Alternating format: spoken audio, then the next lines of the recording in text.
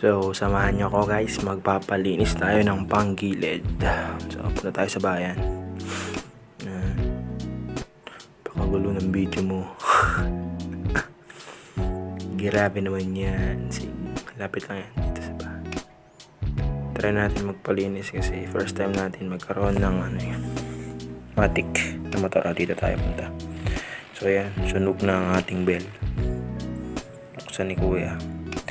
Sabi nila 300 yung panlinis, pero tingnan natin kung worth it.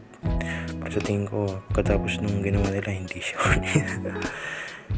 Sabi kay kuya, wag niyang linisin ng gasolina yung mga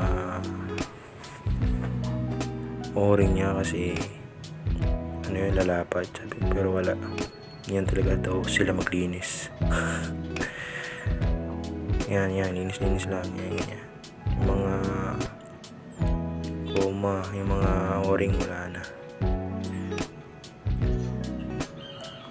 Ko alam kung pero yun, mga o-ring dyan sigurado ako yan nalapad na yan.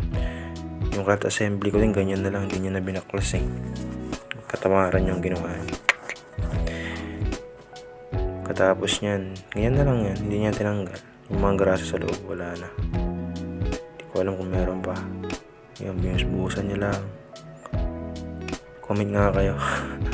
Kasi wala na akong magawa yan. Kasi ganyan sila maglinis. Wala. Ganyan lang.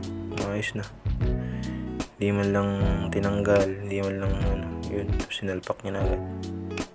300 pesos na yun, boy. Tapos yung belt pa, hinila-hila niya yan kasi hindi niya malagay ng mabuti. Siniipit. Tinira niya na.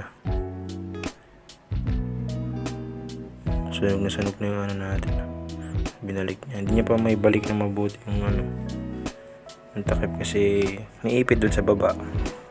Pero guys, comment kayo kung pero pagtapos ng ginawa niya after ilang araw kasi nagdragging na yung motor ko So sana hindi na ako nagpalinis kasi yung panggilid natin mga pa lang yan 2 months bago lahat pero stock. Pero ngayong nangyari